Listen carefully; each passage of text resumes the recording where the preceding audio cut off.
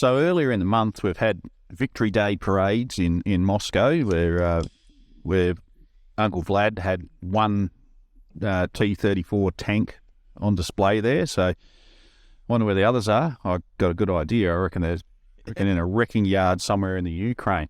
Though I don't really know where he goes from here with this campaign. You know, there's this what was it, a war against? Well, no, it wasn't a war. It was a special operation to denazify the Ukraine. That's got a Jewish president. Fucking weird. But yeah, I don't know where he goes from here. I think he's in a real tough spot. He's in a world of hurt, is Vladimir Putin.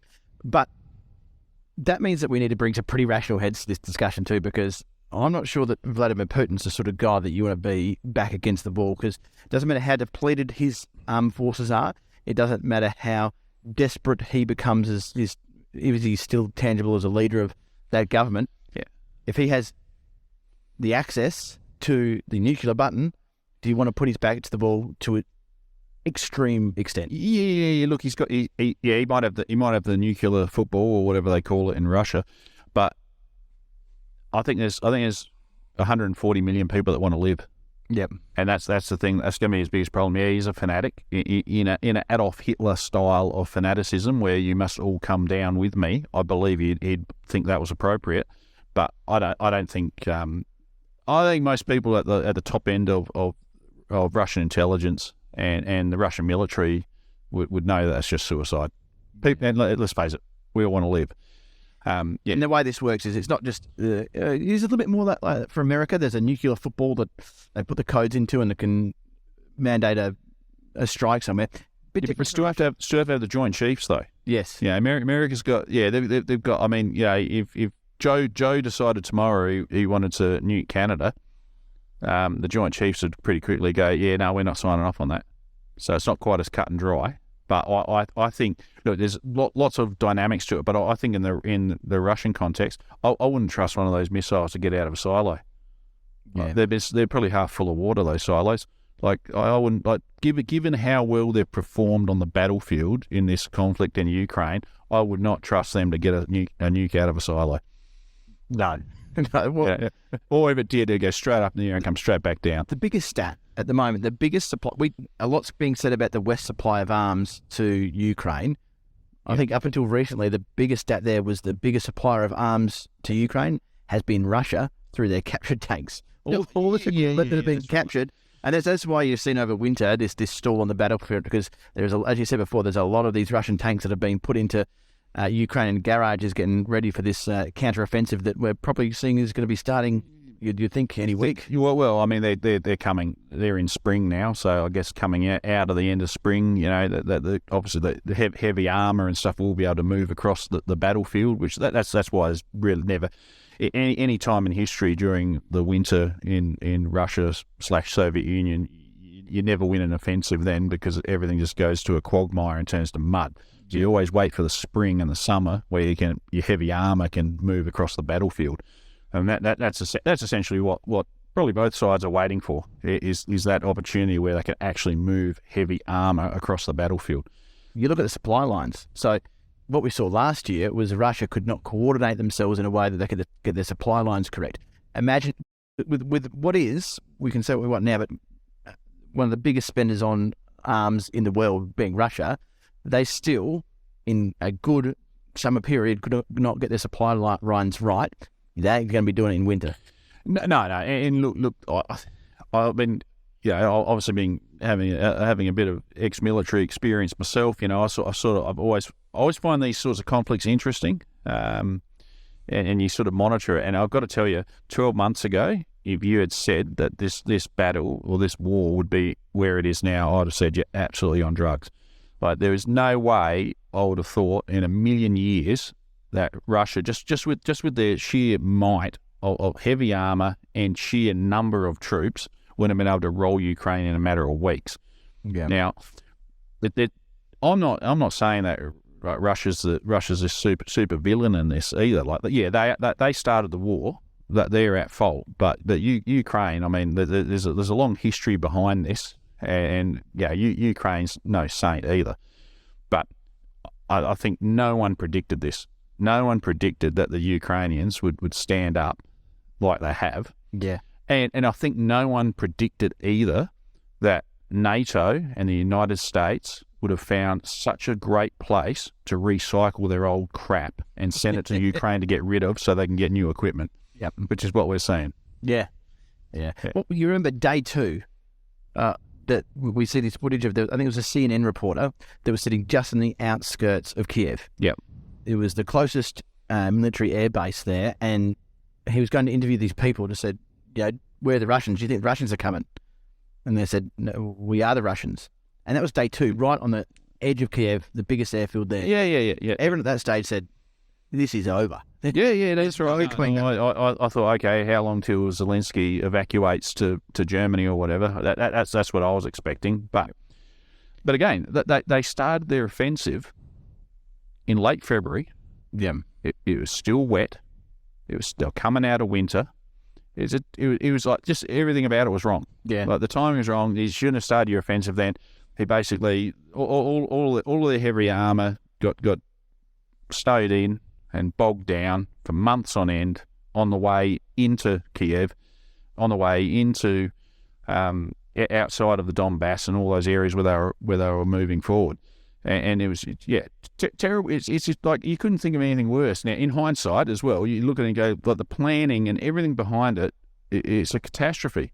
Yeah, and I spent all those years, especially back when I was in the army, and years since being afraid of this mighty Russian bear. And we've been fooled. We've been fooled for decades. Like this is a disaster.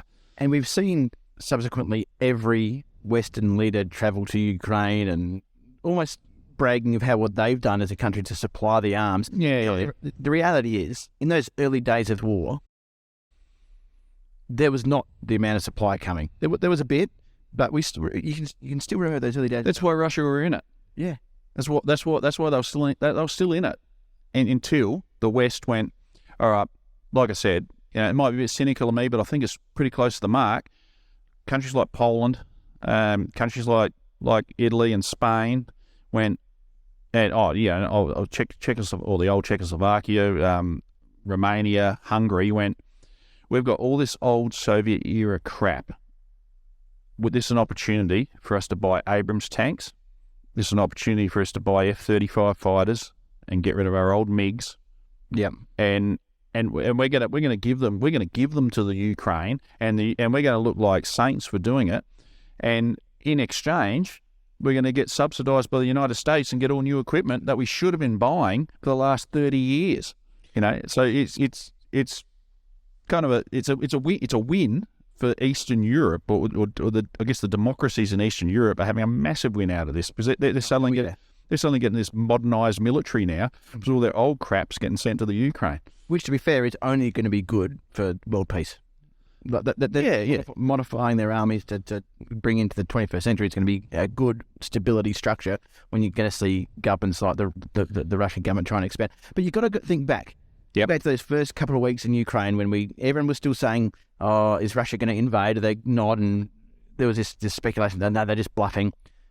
What did you see on the TV? You saw Ukrainian grandmothers filling up homemade Molotov cocktails. Yeah. Like, these weren't the Western weapons then. No. Got to give credit where it's due. This was pure resistance. The Ukrainians, they showed the world that they had a bloody big backbone, and that actually made the Western leaders go, okay, these guys are fighting. We better start supplying them. Well, there was that too, but I think you've got to look at it. There's definitely that, but I mean,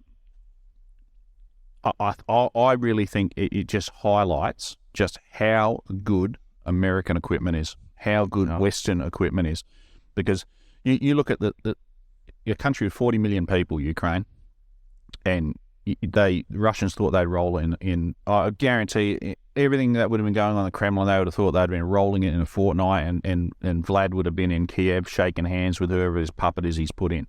That's what they would have thought would have happened, because they've seen it once before. They've seen it when the Americans rolled into Iraq, another country with about 40 million people and a similar level of hardware and armour and army, and they would have gone, oh, this is going to be, we're powerful, we're mighty. I think Putin believed it because he's being lied to by his generals, and everyone on the chain down would have been going, yeah, we're awesome, we're so trained, there's no corruption here. Yeah, we've spent the money on equipment and knock on And it to be back. fair, if he had taken Ukraine in the first week, the West is not going in. No, the war's over. The war's done.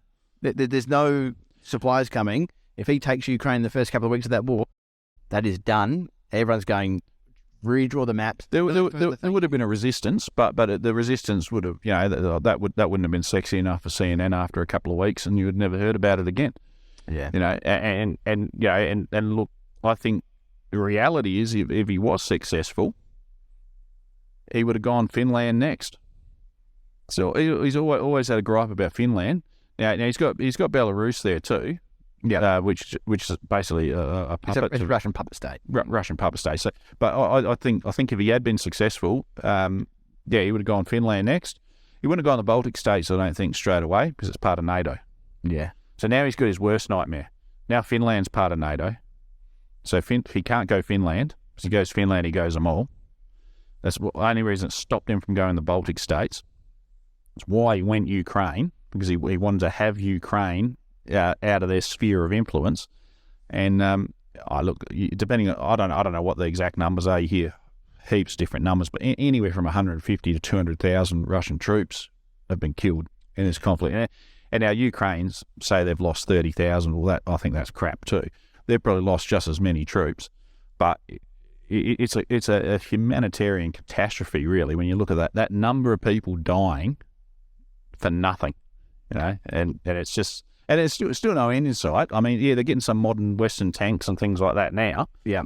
I think we're going to know more in the next 6 months. So whatever this counter-offensive looks like is going to give us a good insight to, I don't know how this thing finishes. People talk about winning and losing, and in fact, you hear Trump talk about it in the CNN town hall. Yeah. We're so fixated on winning and losing. What does a finish to this war look like? Because Vladimir Putin, he can't afford to lose. He could probably afford to lose the Donbass region if worse comes to worse, and what they have taken. I don't think he can. But I think politically at home, he can't lose the Donbass. He has to keep Crimea. If Crimea goes, he has to keep that region where Mariupol is. He has to keep all of that. Yeah, because that I think if he cedes any of that, it's a loss. It's a loss, because you talk about just over there's 150,000 troops that have lost their lives in this battle. Yep. As much as he can have his propaganda arm, there is 150,000 widows, mothers, whatever it might be. Their families and friends that back in there going, that know what's going on. What is happening here? So you can't keep on polishing that. Russia has a history of revolutions. Yeah, that's right. And it would be very comfortable being Vladimir Putin right now. No, I wouldn't be at all. And look, I think that whatever happens in this summer offensive, that's going to be very telling. I think if I don't think the Ukraine's got enough Western tanks to really make that bigger impact.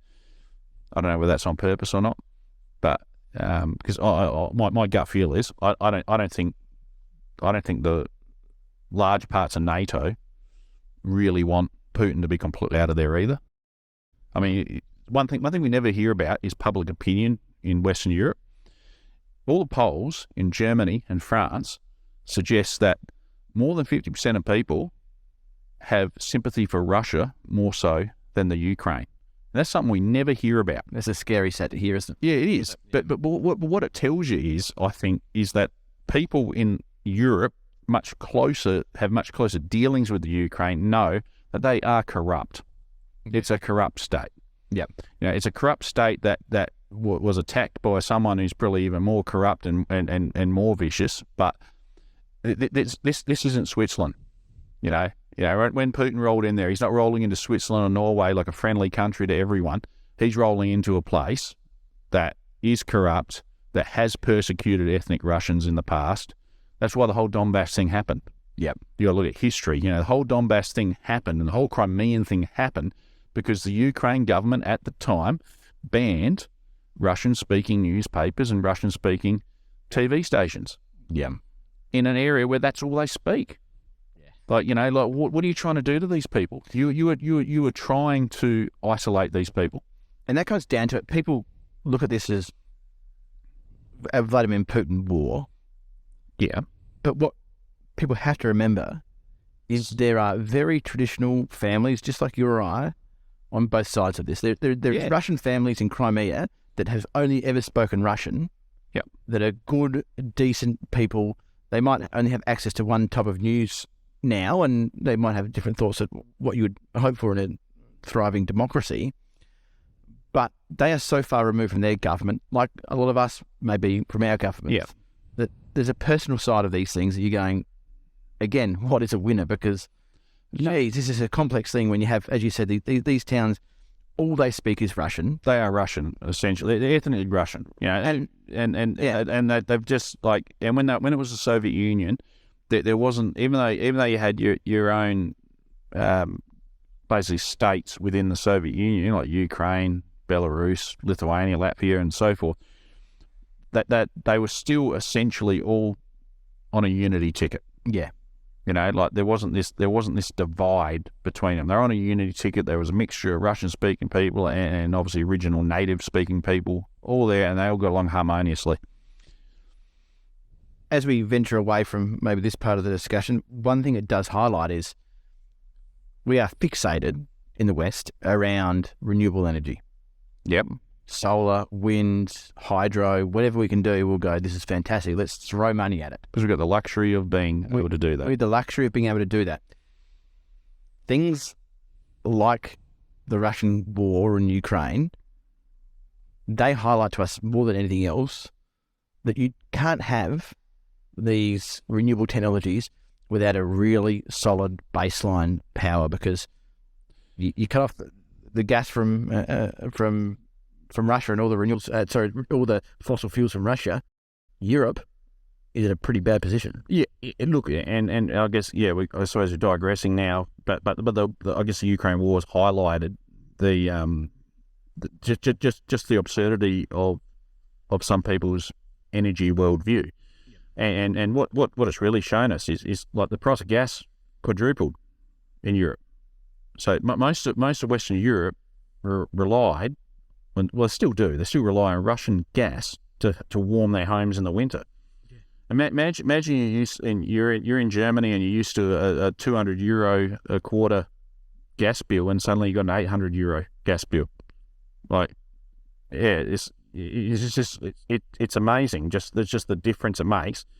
And you look at places like Germany too, where they had nuclear power. This ideology, right? They shut off all their nuclear power because, that's all right, we've got cheap Russian gas. That's going to come forever. Yeah. Well, that ain't the case anymore. No. People in Germany now would have been far better off under the old nuclear regime where a lot of their power is provided by nuclear. Because the stuff they get out of renewables, they've got a lot of renewables in Germany, heavily subsidised by the government there, costs a fortune. And now gas costs a fortune too. Gas was your cheap base load because we can't have nasty nuclear. France, to their credit, weren't that silly. 70% of their power still comes from nuclear. So they're sitting there going, we're all right. But yeah, the crazy part of this though is you can sit back and explain that very clearly around how that can affect the European energy grid. Yeah. It's just absolutely crazy when you think of how that affects Australia. So our you see Albanese stand up there in Parliament talking about how much our power bills are going up because of the war. What it's saying is, how much gas do we have in this country? How much uranium do we have in this country, and coal? Our prices are going up because we're signed up to this big world market of things where, because we can't use coal, we can't use even gas now. It's a taboo word. You're a Santos, you get yourself bloody painted on by the Extinction Rebellion because you're using gas. Well, now our bills are going up because of a war in Europe when we are one of the most fortunate countries in terms of our natural resources. This stuff should never affect us here in Australia. Well, we export most of our gas. Yep.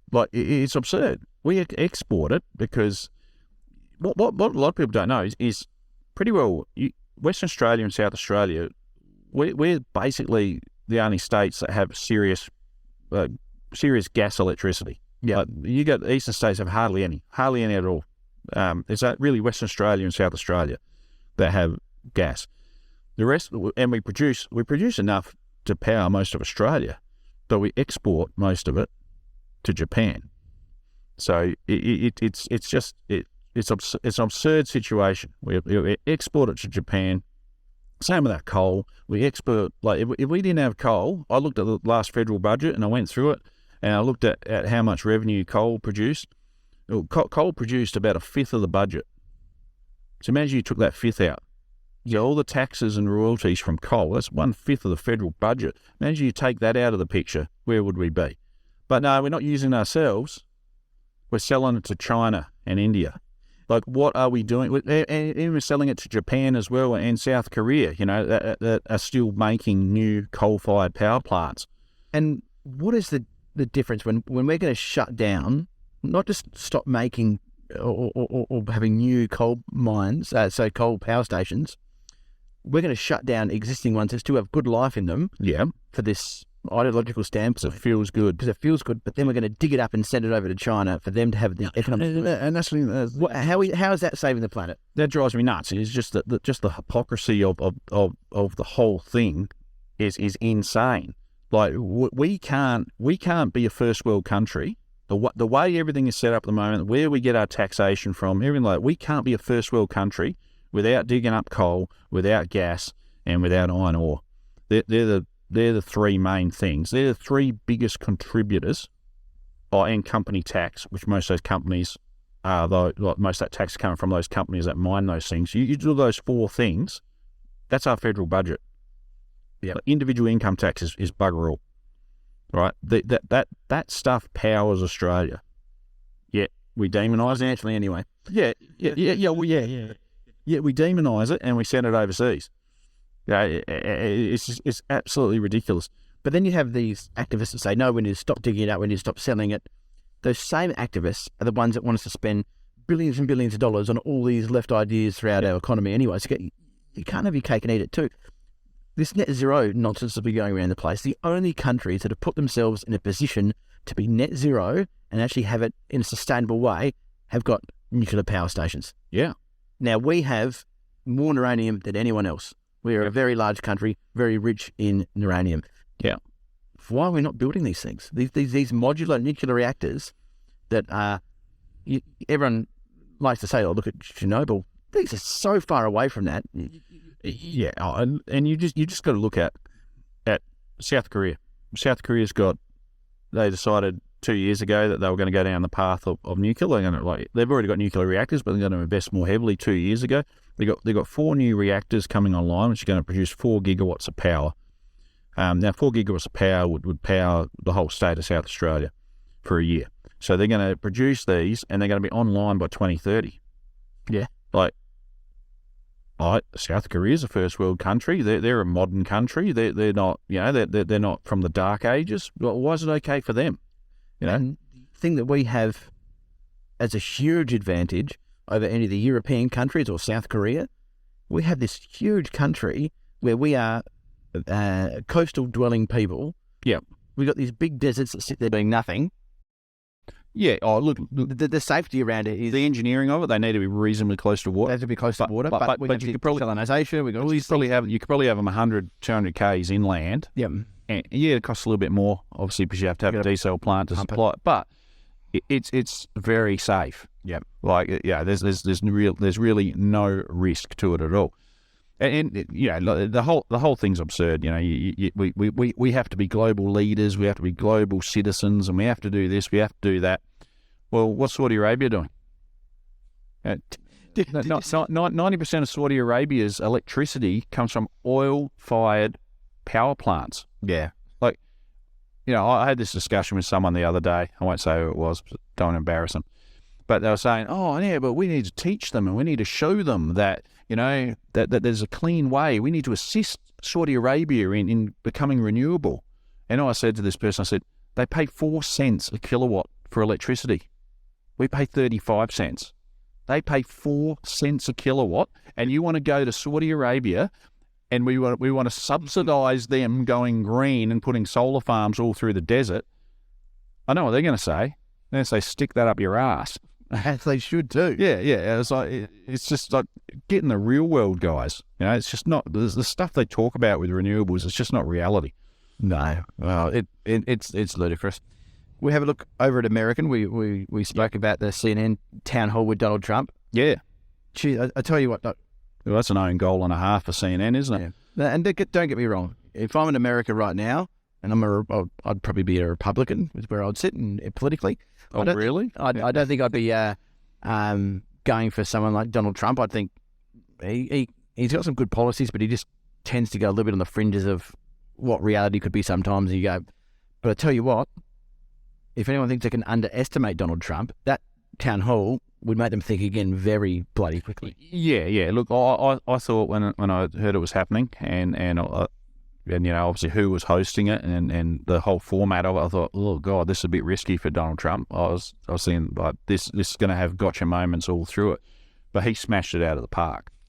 He made that woman look like a fool. Yeah, this town hall, which was surely going to be read with an audience full of undecided voters or maybe even Democratic voters.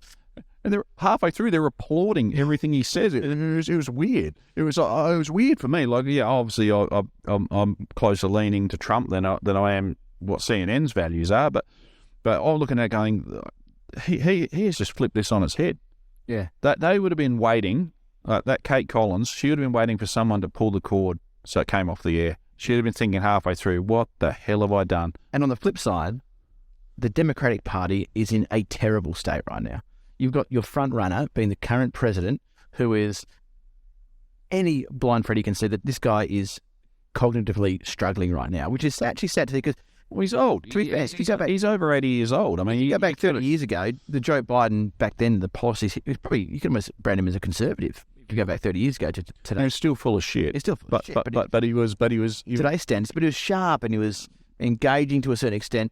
This guy, he could spin. He can't spin anymore. This is the best they've got. This is their front runner of, the Democratic Party in America. Well, what are they going to do? Go Kamala Harris? You've got this cackling lunatic there. That's just like, it's embarrassing. Like, they can't go to her.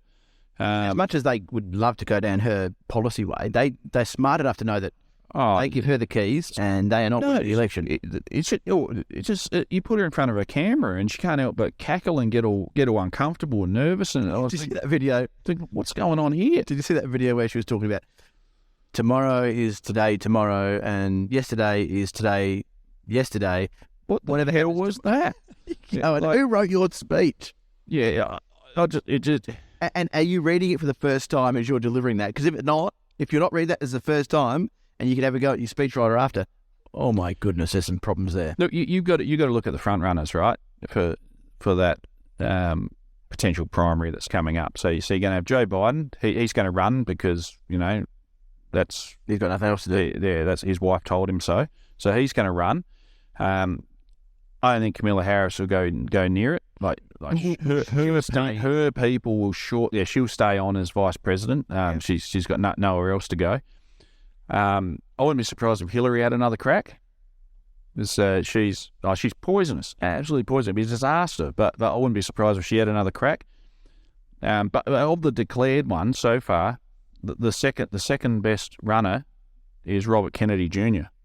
Yeah. Now you got a bloke. There's lots of things about Robert Kennedy Jr. that I do admire, but there's lots of things that are a bit kooky. Like, you got a bloke that's a full anti-vaxxer, full anti-5G guy, and now that's stuff for another episode, all that gear. But you got a guy that's really on the fringes. Yeah, that's your second highest polling front runner. Yeah. Now that tells you where they're at. They got no one. Now they might. Now Gavin Newsom from California might pull his hand out and go, yeah, I'm going to run. But he's really popular in California, but nowhere else.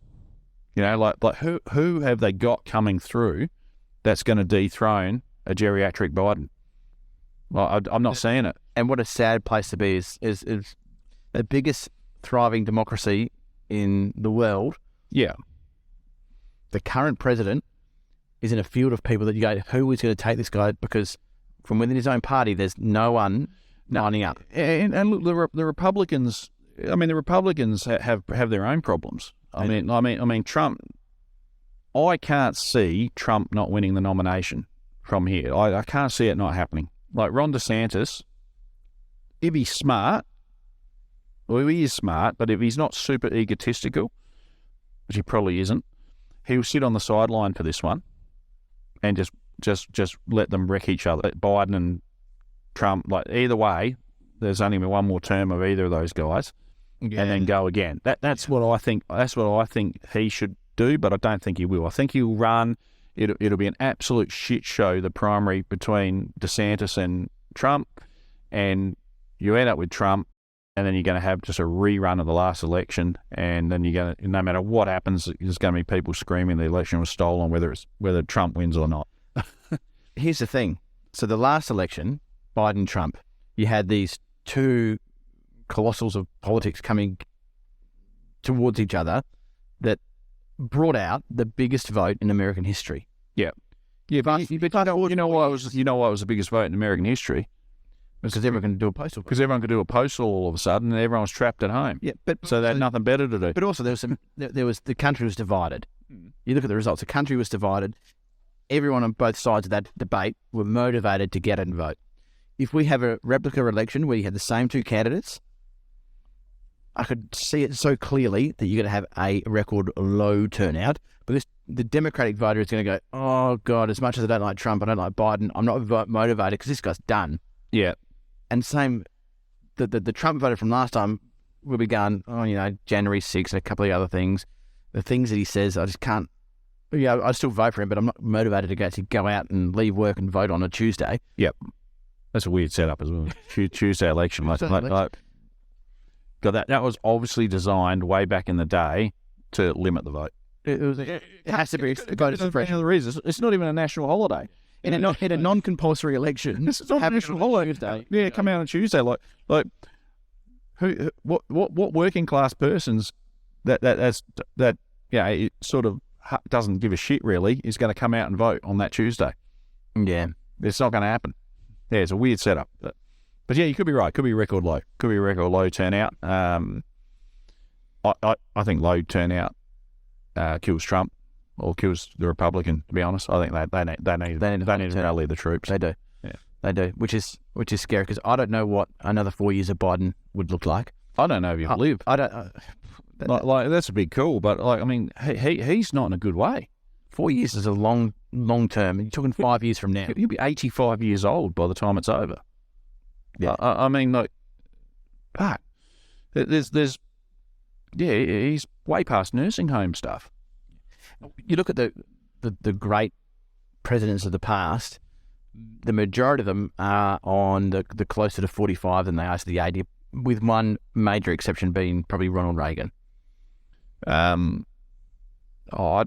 think Kennedy was the youngest, 46. 46. Yeah. But you're not seeing too many getting to their late 70s, 80s. Usually in their late 50s. Late 50s is that prime time to be, I've got enough experience versus I've got the energy. I think Obama was 48 or 49 when he got in. Yeah. So we'll double check that. But Kennedy was the youngest. But you're right. Yeah, most of them were in their 50s. And let's face it, 50s. Yeah, unless you're a woman, according to Don Lemon, 50s you're still in the prime of your life. Yeah, So. Yeah, and look, we saw it with Obama, and look, fundamentally, I completely disagree with 99.9% of what Obama would come out with. But in terms of his cognitive ability, his energy, the way he would deliver a speech, that age bracket really worked well. Like he had that great level of statesmanship versus this weird hokey uncle next door kind of thing going on. He had enough cognitive ability to really sell the spin that he was doing, and he would say this great speech that was flamboyant and engaging, and then you would left at the end of going, that's great, and then 5 minutes later you go, hang on, what did he actually say? Yeah, what the hell was he on about? What are we doing? Where are we going? But you'd have that base rally. What aren't we doing? I don't know where we're going, but we're going there. Let's go. Yeah. He had that ability to do that. Biden does not have that. No, not at all. No. But look, but Biden's one of those blokes that like he's overachieved for where he's at in life. He's and congratulations to him. He's really overachieved. But back in the 70s and 80s, when he could bullshit about his academic credentials and so forth, without there being a thing called Google to look up and go, "You're full of shit, mate." He did really, really well. Yeah. But if a politician like that was out there now trying to do it, they'd come undone in no time. Of course, Joe Biden has just cancelled his visit to the Australian Parliament to meet Albanese and speak in front of the Australian. Bloody long way on an aeroplane for an 80-odd-year-old dude. It's a good nap, though. Yeah, I suppose. Yeah, Air Force One would have a comfy bed on it, but it's a long way to go. What if something goes wrong? You're out in the middle of the Pacific Ocean. I mean, that's where he's at. Something could go wrong. Yeah, Could choke on a peanut or something. Like, you just don't know. Like, that's just being risk averse is what that is. There's like, no, we're not putting them on that plane because that's like 20 hours in the air over the Pacific Ocean. And do you think Albanese's pretty happy about it? No. Albo would be cranking off to have the President of the United States here, but just, look at me. It's a great actually, when you think about it like that, what an opportunity. One, every Prime Minister, whether you're Conservative or left, if you have an American president there, you take the opportunity because it's such a strong partnership. Yeah. But the alliance and all that stuff. Imagine having an opportunity where you're the Prime Minister of Australia, you've come from nowhere in, the outer parts of Western Sydney or where Albo's from. You get the opportunity to be on this pedestal with the leader of the free world, the most powerful man in the world. Yeah. And he's a geriatric. You get to do a speech, co-speech, 2 platforms. You go, I get to be the second fiddle to this, where I'm going to make myself look absolutely phenomenal. Oh yeah, what an opportunity! No, it's for the photo opportunity. It's a photo op, really. You want to be compared to Biden? You're standing next to a guy that's basically a cardboard cutout. A bit like when I met the former Premier Stephen Marshall. It's just like standing next to this cardboard cutout, and you go, "Oh fuck, that was awesome. What's going on here?" We probably should elaborate on that. So after the 2018 state election, I was running against Chris Picton in the seat of Ghana for the Liberal Party. Luke was my campaign manager. We get invited to drinks the Friday after to the rundown of the candidates to say thank you, that sort of stuff.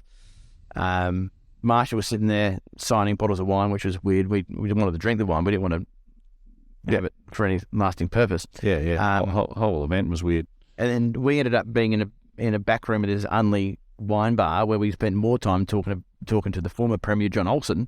Yeah. About footy and blokey stuff, and you had this cardboard cutout at the front of the room signing and smiling and giving a bottle of wine, and the personality was coming from the state president at the time, John Olsen. Yeah. Oh, people literally said to me when they saw the photo, said, "Oh, that's pretty funny. Was that a cutout?" And I'm going, "Well, it felt like it, but it wasn't. That was actually the Premier."